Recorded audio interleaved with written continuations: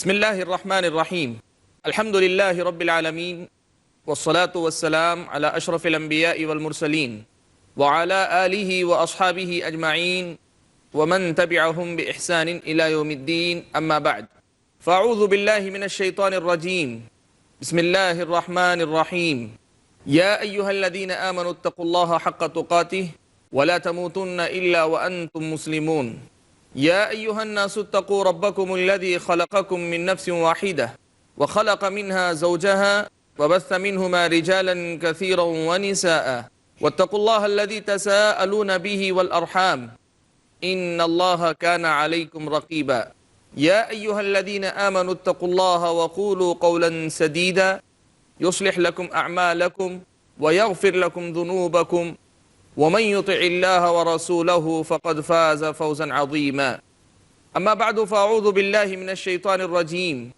بسم الله الرحمن الرحيم ولمن خاف مقام ربه جنتان وقال تبارك وتعالى من خشي الرحمن بالغيب وجاء بقلب منيب۔ ناظرین کرام، دل کی دنیا اس سلسلے کے ایک اور حلقہ لے کر میں آپ کے درمیان حاضر ہوں۔ ہم نے اپنے پچھلے ایپیسوڈ میں دل کی عبادتیں اور قلبی اعمال جو ہوتے ہیں ان میں سے ایک بہت ہی اہم عمل خوف، اللہ تبارک و تعالیٰ کا خوف، اس سے متعلق کافی کچھ باتیں ہم نے سنی۔ ہم نے یہ بات سنی اور جانی کہ اللہ تبارک و تعالیٰ کی نظر میں ایک بندے کی جو عبادت ہے وہ عبادت تین جذبات کو آپس میں ایک دوسرے کے ساتھ جوڑنے پر مکمل ہوتی ہے۔ ایک تو اللہ تعالیٰ کی محبت ہے، دوسری اللہ تبارک و تعالیٰ سے امید یعنی رجا ہے، اور تیسری چیز اللہ تبارک و تعالیٰ کا ڈر ہے۔ عبادت ان تینوں چیزوں کا مرکب ہوتی ہے۔ ہر وہ کام جسے ہم بطور عبادت کے انجام دیتے ہیں، چاہے ہمارے اپنے اعضاء جوارح سے انجام دیتے ہوں یا ہمارے اپنے قلبی اعمال دل کی عبادتیں ہوں، ان دونوں کا تعلق بنیادی طور پر ان تین جذبات سے ہونا چاہیے، تبھی عبادت ہوتی ہے اور اس کے اندر عبادت کی روح اور عبادت کی لذت اور اس کی چاشنی پوری کی پوری اتر پاتی ہے۔ ہم نے خوف کی وضاحت کے لیے کافی کچھ باتیں آپ کے سامنے رکھی۔ ہم نے آپ کے سامنے یہ بات بیان کی تھی پچھلے ایپیسوڈ میں کہ اہل علم نے خوف کی تین قسمیں بیان کی۔ ایک قسم جس کو ہم خوف السر کہتے ہیں، خفیہ ڈر، جس میں آدمی اللہ تبارک و تعالیٰ سے یا کسی بھی مخلوق سے اس طرح ڈرتا ہے کہ میرا وہ کچھ بھی بگاڑ سکتے ہیں، بنا سکتے ہیں، وہ غائب ہو کر بھی میرے معاملات میں خلل پیدا کر سکتے ہیں، مجھے نقصان پہنچا سکتے ہیں یا مجھے سزا دے سکتے ہیں، مجھے تکلیف پہنچا سکتے ہیں۔ خوف کا یہ جو درجہ ہے وہ اگر اللہ تبارک و تعالیٰ سے جڑے تو عین عبادت کی روح ہے، یہی اگر غیر اللہ سے جڑ جائے تو عین شرک ہے۔ دوسری قسم خوف کی جس پر ہماری گفتگو جاری تھی وہ ہے بندوں میں سے کسی کے ڈر سے اللہ تبارک و تعالیٰ کے واجبات کو ترک کر دینا، اللہ تعالیٰ کے عائد کردہ واجبات، اللہ تبارک و تعالیٰ کے بیان کردہ فرائض، ان فرائض میں اللہ تبارک و تعالیٰ سے ڈر کر ہی انسان کو انجام دینا چاہیے اور اللہ تعالیٰ ہی سے ڈر کر رکنے کی باتوں سے رکنا چاہیے۔ لیکن کوئی بندہ بندوں سے ڈر کر کچھ واجبات کو چھوڑ دیتا ہے یا پھر بندوں سے ڈر کر کچھ غلطیاں، کچھ گناہ کے کام کر لیتا ہے، تو اس کا مطلب یہ ہوا کہ یہ بھی خوف کے اندر خلل ہے۔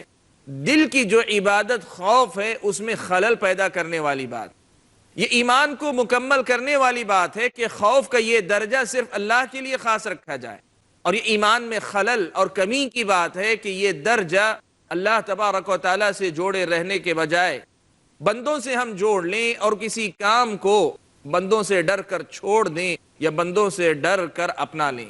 ناظرین کرام، خوف کی تیسری قسم ہے جس کو ہم خوف طبیعی کہتے ہیں، فطری ڈر۔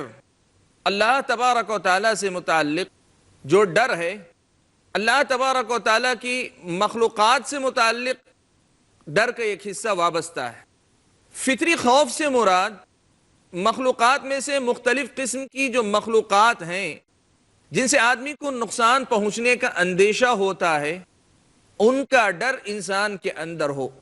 مثال کے طور پر کسی بھی درندے سے آدمی ڈرتا ہو، کسی بھی زہریلے کیڑے مکوڑے سے آدمی ڈرتا ہو، اپنے دشمن سے ڈرتا ہو کہ وہ دشمن نقصان پہنچا دے گا. یہ طبیعی ڈر، فطری ڈر انسان کے دل میں اگر پایا جاتا ہو، اسلام کی نظر میں اس ڈر کا پایا جانا یہ کوئی غلط بات نہیں، یہ فطری اور طبیعی ڈر ہے. اسلامی شریعت اس پر انسان کا مؤاخذہ نہیں کرتی. اللہ تبارک و تعالی انسان کی گرفت اس پر نہیں کریں گے. یہ انسان کو لاحق ہونے والا طبیعی اور فطری ڈر ہے. قرآن مجید میں اللہ تبارک و تعالی نے حضرت موسیٰ علیہ السلام کے بارے میں یہ بات بیان فرمائی. اللہ تبارک و تعالی نے فرمایا فخرج منها خائفا يترقب. حضرت موسیٰ علیہ السلام کا واقعہ کیا پیش آیا تھا؟ حضرت موسیٰ بنی اسرائیل میں سے، فرعون اور اس کی قوم قبطی قوم ہیں. ایک دن ایک بنی اسرائیل میں سے آدمی اور ایک قبطی قوم میں سے دونوں آدمی آپس میں لڑ رہے ہیں. حضرت موسیٰ علیہ السلام قبطی کو ایک گھونسا لگاتے ہیں اور اللہ تعالیٰ کا کرنا ایسے ہوتا ہے کہ وہ قبطی انتقال کر جاتا ہے. اب حضرت موسیٰ علیہ السلام ڈرے ہوئے. پھر حضرت موسیٰ علیہ السلام کو خبر ملتی ہے کہ فرعون کے دربار میں آپ کے متعلق گفتگو ہوئی ہے اور آپ کو گرفتار کرنے یا آپ کو سزا دینے کی باتیں ہو رہی ہیں. تو حضرت موسیٰ علیہ السلام ڈرتے ہوئے، چھپتے چھپاتے ہوئے مصر سے نکل جاتے ہیں اور مدین کا سفر کرتے ہیں. اس وقت کی کیفیت کو اللہ تعالیٰ نے ان الفاظ میں بیان فرمایا، کہا فخرج منها خائفا يترقب. کہا کہ اللہ تبارک و تعالیٰ کے یہ بندے حضرت موسیٰ جو تھے، خرج منها مصر سے نکلے، خائفا يترقب ڈرے ہوئے، سہمے ہوئے، ادھر ادھر دیکھتے ہوئے کہ کوئی مجھے دیکھ تو نہیں رہا ہے، کوئی مجھے گرفتار تو نہیں کر لے گا. اس ڈر کے ساتھ حضرت موسیٰ علیہ السلام نکلے. اس سے معلوم یہ ہوا کہ طبیعی ڈر، فطری ڈر اگر انسان کے اندر پایا جاتا ہو تو اسلامی شریعت کی نظر میں یہ قابل مؤاخذہ نہیں. یہ فطری ڈر کسی انسان کے اندر کم ہوتا ہے، کسی انسان کے اندر زیادہ، اور کوئی انسان بالکل نڈر ہوتا ہے. یہ اللہ تبارک و تعالیٰ کی دین ہے. اللہ تبارک و تعالیٰ انسان کو پیدا جیسے فرمائے، جس قدر اس کو ڈرپوک بنائے، بہادر بنائے، یہ اللہ تبارک و تعالیٰ کی دین. لیکن جو مسئلہ اس میں یاد رکھنے کا ہے وہ یہ کہ اس فطری ڈر کے معاملے میں بھی وہ درجہ آدمی نہ کراس کرے، اس حد کو نہ پھلانگے جس حد میں جانے کے بعد یہ فطری ڈر انسان کو اللہ تبارک و تعالیٰ کے ڈر کے باب میں داخل کرتے. یعنی یہ فطری ڈر اپنی حد سے نکل جائے اور بندہ پھر خود انہی چیزوں سے ایسے ڈرنے لگے جیسے یہ خود نفع و نقصان پہنچانے کے مالک، یہ خود ہمیں نقصان پہنچانے والے، یہ خود اپنی مرضی سے ہماری کچھ بگاڑ دیں گے. اس قسم کا ڈر انسان اپنے دل کے اندر نہ پانے. انسان اللہ تعالیٰ ہی کے بارے میں یقین رکھے کہ اللہ تبارک و تعالیٰ ہی نقصان پہنچا سکتے ہیں، اللہ کی مرضی ہی سے سب کچھ ہو سکتا ہے. یہ سارے جو ڈر ہیں یہ ایک ذریعہ ہیں، یہ چیزیں جو ڈراؤنی ہیں یہ ذریعہ ہیں. ان سے میرا نقصان ہو تو سکتا ہے لیکن اللہ تعالیٰ کی مرضی کے بعد ہو سکتا ہے. طبیعی طور پر دل میں جاگنے والا جو ڈر ہوتا ہے، اسلامی شریعت کی نظر میں اس پر انسان کی گرفت اللہ تبارک و تعالیٰ نہیں کریں گے. یہ خوف کی قسم تیسری ہوئی. عبادت کوئی بھی کیوں نہ ہو، عمل کیسا بھی کیوں نہ ہو، اس کے اندر جب تک یہ تینوں جذبات پائے نہیں جاتے اس وقت تک عبادت مکمل عبادت نہیں بنتی. کہ ان تینوں جذبات کی مثال یا اس عمل کی مثال جس میں یہ تینوں کے تینوں جذبات پائے جاتے ہوں، ایک پرندے کی، جو پرندہ اپنی ایک منزل کی طرف اڑتا جا رہا ہے، سر اس کا اس کی منزل کا رخ اور سمت متعین کرتا ہے، اس کی اڑان کی سمت متعین کرتا ہے، اور اس کے دونوں بازو اس منزل یا اس سمت کی طرف متوازن انداز میں بغیر گڑبڑ کے سفر اور اپنی پرواز جاری رکھنے میں مدد دیتے ہیں. بالکل اسی طرح محبت پرندے کے سر کی جگہ پر، اور یہ دونوں کے دونوں جذبات، خوف اور امید، خوف اور رجا، یہ دونوں کے دونوں جذبات انسان کو اس منزل تک پہنچنے میں توازن اپنا برقرار رکھنے میں مدد دیتے ہیں. لیکن جو مسئلہ اس میں یاد رکھنے کا ہے وہ یہ کہ اس فطری ڈر کے معاملے میں بھی وہ درجہ آدمی نہ کراس کرے، اس حد کو نہ پھلانگے جس حد میں جانے کے بعد یہ فطری ڈر انسان کو اللہ تبارک و تعالیٰ کے ڈر کے باب میں داخل کر دے. یعنی یہ فطری ڈر اپنی حد سے نکل جائے اور بندہ پھر خود انہی چیزوں سے ایسے ڈرنے لگے جیسے یہ خود نفع و نقصان پہنچانے کے مالک، یہ خود ہمیں نقصان پہنچانے والے، یہ خود اپنی مرضی سے ہماری کچھ بگاڑ دیں گے. اس قسم کا ڈر انسان اپنے دل کے اندر نہ پانے. ناظرین کرام، ہم نے خوف کی 3 قسمیں سنی اور تینوں کا حکم ہم نے الگ الگ سنا. یہاں پہنچ کر ہم ایک چھوٹا سا بریک لیتے ہیں، بریک کے بعد واپس لوٹیں گے اور اپنی گفتگو کو جاری رکھیں گے. السلام علیکم ورحمۃ اللہ وبرکاتہ.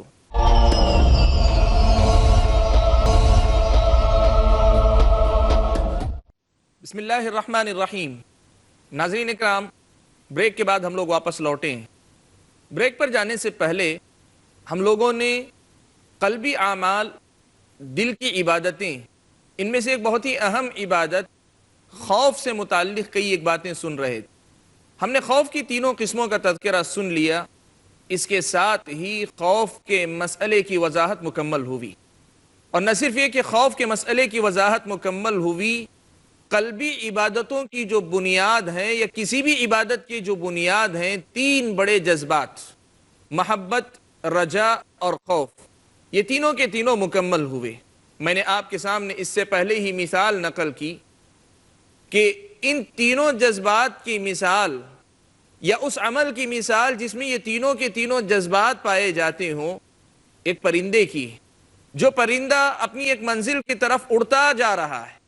سر اس کا اس کی منزل کا رخ اور سمت متعین کرتا ہے، اس کی اڑان کی سمت متعین کرتا ہے، اور اس کے دونوں بازو اس منزل یا اس سمت کی طرف متوازن انداز میں بغیر گڑبڑ کے سفر اور اپنی پرواز جاری رکھنے میں مدد دیتے ہیں. بالکل اسی طرح محبت پرندے کے سر کی جگہ پر، اور یہ دونوں کے دونوں جذبات، خوف اور امید، خوف اور رجا، یہ دونوں کے دونوں جذبات انسان کو اس منزل تک پہنچنے میں توازن اپنا برقرار رکھنے میں مدد دیتے ہیں. ناظرین کرام، یہاں پہنچ کر ہم ان 3 عبادتوں کا تذکرہ مکمل کرتے ہیں، اور اس کے بعد قلبی عبادتوں میں سے جو اگلی اور بہت ساری عبادتیں ہیں ان میں سے کچھ عبادتوں کا تذکرہ ہم لوگ سنتے ہیں. انہی میں سے ایک اہم عبادت ہے انابت، منیب، اللہ تبارک و تعالیٰ کی طرف پلٹنے والا، اللہ تعالیٰ کی طرف متوجہ ہونے والا. اسلامی شریعت ہم اور آپ کو یہ بتلاتی ہے کہ انابت دل کی عبادتوں میں سے ایک ایسی عبادت ہے جس کی انسان کی زندگی میں از حد ضرورت ہے. اور قرآن مجید میں اللہ تبارک و تعالیٰ نے ایسی صفت رکھنے والے بندوں کی بڑی تعریف اللہ تبارک و تعالیٰ نے بیان فرمائی. یہ انابت ہے کیا؟ انابت کس کو کہتے ہیں؟ عبد منیب کون ہوتا ہے؟ اس کا مطلب شمداتے ہوئے اہل علم نے لکھا ہے کہ وہ بندہ جو اللہ تبارک و تعالیٰ کی راہ سے بھٹک جاتا ہے، ہٹ جاتا ہے، یا اپنے حالات میں کسی بھی قسم کی مصیبتوں اور تکلیفوں کا سامنا کرتا ہے، تو اسے احساس ہوتا ہے کہ اس کا اپنا ایک رب ہے کہ جس کے پاس وہ پہنچ جائے تو اس کے اپنے سارے مسائل حل ہیں، ساری مصیبتیں ختم ہیں، ساری پریشانیاں دور ہیں، اور زندگی کے تمام ہی الجھنوں سے اسے چھٹکارا ملنے والا ہے. اس احساس کے جاگنے کے ساتھ فوراً وہ بندہ سب چھوڑ چھاڑ کر، سب سے رخ موڑ کر اللہ تبارک و تعالیٰ کی طرف پلٹتا ہے. دل جو کبھی کسی کے ڈر کے زیر اثر آ جاتا ہے، کبھی کسی پریشانی میں مبتلا ہو جاتا ہے، کبھی کسی حیرانی سے دوچار ہوتا ہے، ایسی پریشانی، حیرانی اور مصیبت میں سب کو بھول بھال کے فوراً اگر اللہ تعالیٰ کی طرف پلٹتا ہے تو اس کو کہتے ہیں انابت کی کیفیت.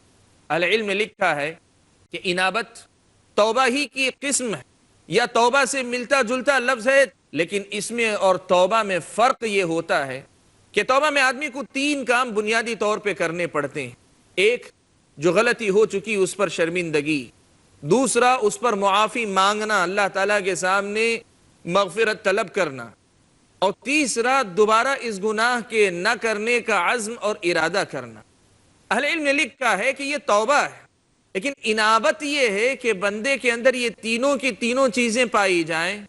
اپنی غلطی یا کمزوری یا حیرانی اور پریشانی کا جو سبب ہے اس پر اسے ندامت ہو، شرمندگی ہو، اللہ تبارک و تعالیٰ سے اس پر اپنی معافی طلب کرے، دوبارہ اس سبب کی طرف نہ جانے کا عزم کرے، اور ان تین کیفیتوں کے ساتھ ساتھ بندہ اللہ تبارک و تعالیٰ کی دیگر عبادتوں کی طرف بھی لوٹ کر آئے، دیگر خوبیوں اور دیگر اچھائیوں کی طرف بھی لوٹ کر آئے، یہ انابت ہے۔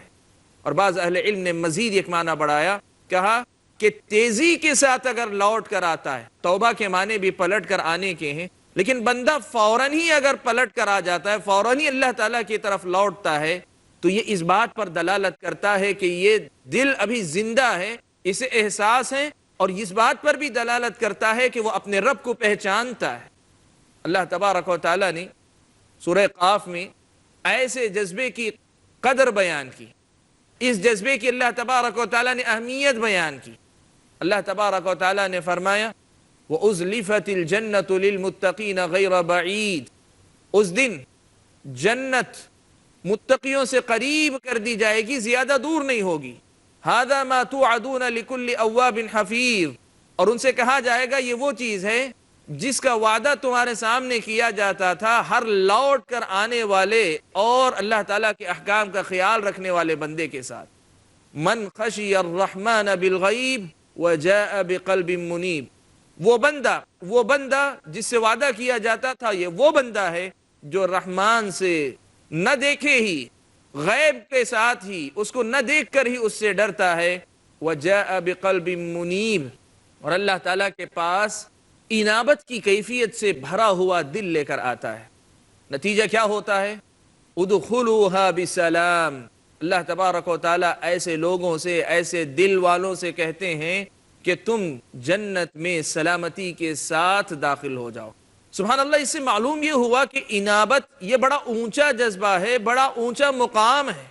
اللہ تبارک و تعالیٰ نے حکم دیا وَأَنِيبُوا إِلَىٰ رَبِّكُمْ وَأَسْلِمُوا لَهُ، اپنے رب کی طرف انابت کرو، لوٹو، اور اس کے سامنے فرما بردار بن جاؤ، اس کے سامنے فرما بردار بن جاؤ۔